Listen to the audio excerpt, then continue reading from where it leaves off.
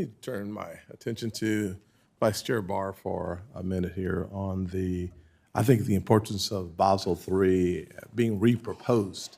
Honestly, I think slicing it, dicing it, trying to figure out how to make some changes and put it back on the market, I think that's probably the wrong strategy, the wrong approach. From my perspective, it would be much better to have a full reproposal, allowing people to have another window of opportunity to actually have input in the process of the changes. Frankly, Basel III, to me, thankfully, Fed, you, Chairman Powell have made a prudent decision to take another look at the proposal. That's a prudent decision. I think a better approach is to actually put it back out on the market for comment so that more people have a better engagement in this process. That anything other than that, I think, is nibbling around the edges and will not produce the type of product that is in America's best interest. Thoughts? Thank you very much, Senator Scott. We're really focused right now on the substance. We had a lot of deep and thoughtful comments on the proposal.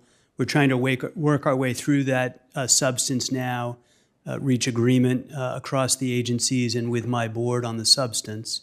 And after we're done with that process of understanding where we want to go on the substance, we'll then determine what process we think is appropriate. If a reproposal ends up being appropriate, we'll do that. We're not yet at the stage where we're thinking about precisely what process we'll use. I certainly think the more, obviously you understand this, but for the Americans watching C-SPAN for reasons that go beyond my ability to comprehend, I think it's important for us to note that the capital standards within Basel III park so much capital on the sidelines that those Americans perhaps watching C-SPAN looking for their first mortgage will have less capital to actually become a part of the American dream, to actually earn equity in this nation by having a home. Those small businesses like me that changed my financial life and the life of my family, specifically my mom's, by starting a business and being successful, that capital that allows folks like me coming from poverty to experience the American dream because you have the ability to get a loan, parking more capital on the sidelines really is a way of disenfranchising more Americans and not necessarily making the system more fair. Thank you for your comments and thank you for the call and having a conversation about this really important underlying issue that will have real impact on our economy. To Chairman Gruenberg, the offices haven't failed. You have. It's that simple. An environment that is so corrosive, so toxic, that employees, I just want to read this from the report because the level of intimidation that is embedded in the culture after a decade of your leadership, you can't just unravel it. You can't unscramble that egg. The going to classes and looking for ways to have anger management and solve that problem. If it takes you a decade to recognize that, perhaps you need a whole few years away from the FDIC to figure that out on your own. But why punish the FDIC and the American people and, frankly, the employees? Here's a quote from one employee.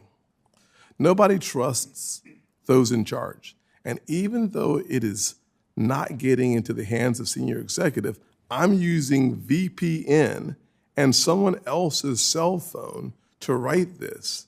I still fear that talking will come back to haunt me. Those are chilling words. I have so many complaints and concerns through the report that it's just hard to read them all. A woman learned that a field office supervisor had romantic feelings for her and would send her flowers. He would demand to know who she was talking to and what she was talking about. He called and texted her at work and at home.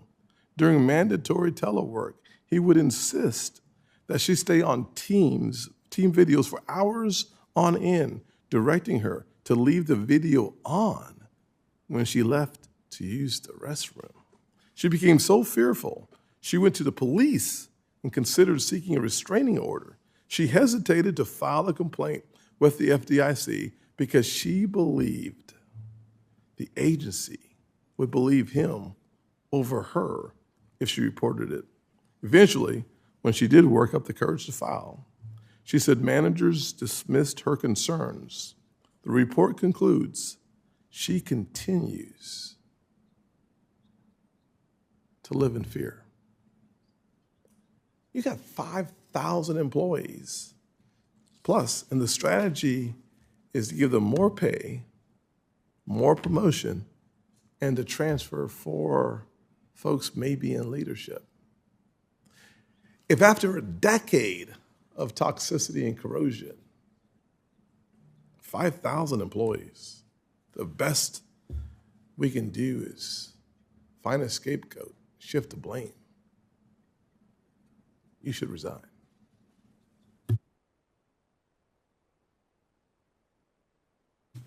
Thank you, Senator Scott. Senator Cortez Masto is recognized. Thank you, Mr. Chairman.